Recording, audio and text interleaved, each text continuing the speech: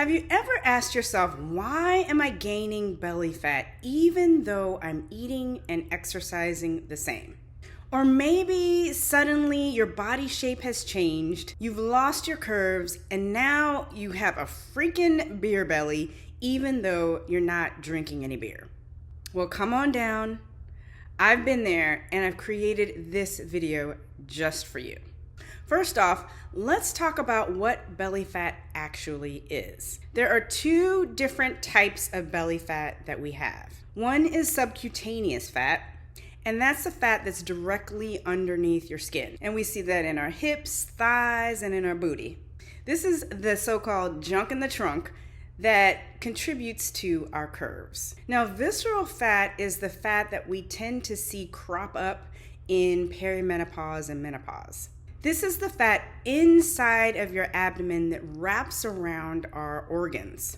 This fat is very different than subcutaneous fat because it's driven by inflammation in the body and high insulin levels like in diabetes. So this type of tissue, adipose tissue, which is just another name for fat tissue, this type of tissue will deposit or build up in our midsection when there's excessive amounts of chronic inflammation in the body. So you can be thin but have an excessive amount of visceral fat in that midsection.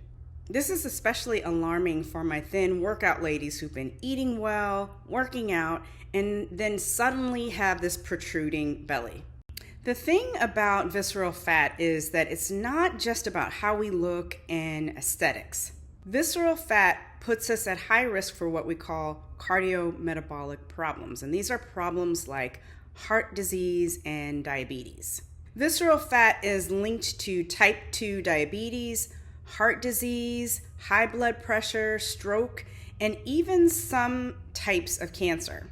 So basically, visceral fat is dangerous. It's not just about appearances, it affects our health. Women tend to gain 7 to 10 pounds during perimenopause and menopause, and most of that goes straight to the belly area. And there are a couple reasons why this happens. The primary reason is estrogen decline. The hormone estrogen declines in perimenopause and menopause.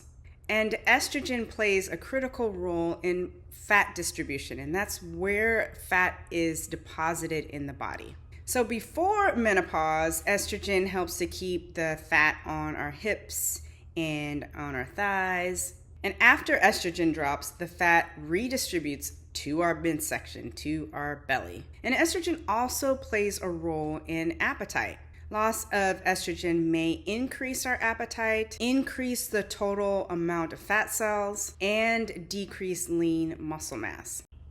Before menopause, we can think of estrogen as the boss hormone. It supports the function of cortisol, which is a stress hormone, but when the cortisol levels are supported by enough estrogen, it functions more like a manager on our immune system.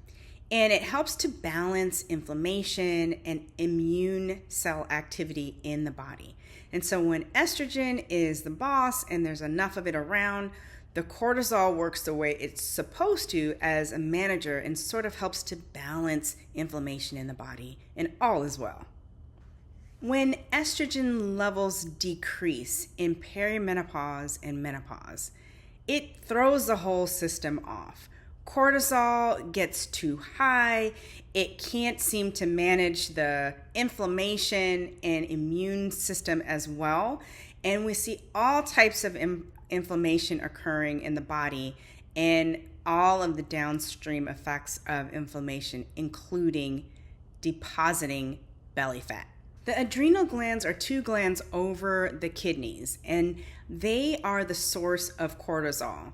And when cortisol levels get too high, we see inflammation. When inflammation is high, the body, out of a stress response, wants to store fat for the future problems. And so when we get those high inflammation levels, it's telling the body that it needs to store fat. And that's why we see this fat deposition or fat storage in the visceral belly fat. So it's a cycle of stress and belly fat deposition or storage. Stress is high, and we see stress being high due to low estrogen levels, due to hot flashes, and due to poor sleep. When the stress levels are high, we see an increase in the cortisol levels.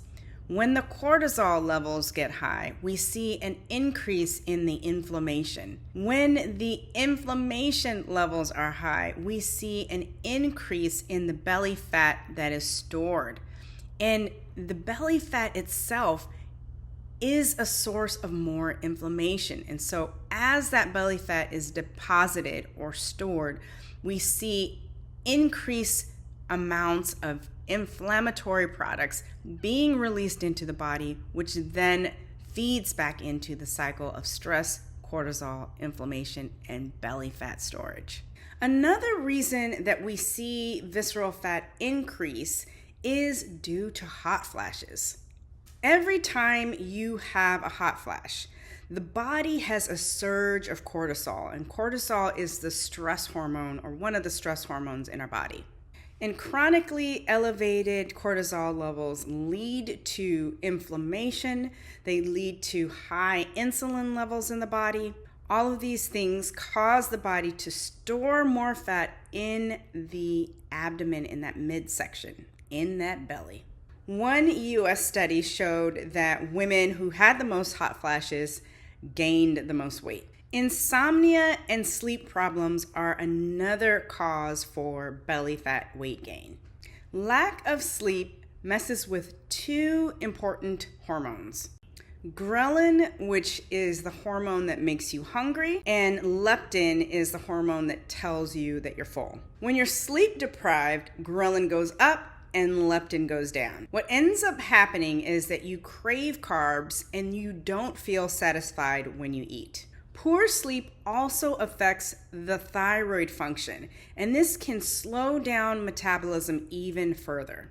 Stress can really affect our belly fat.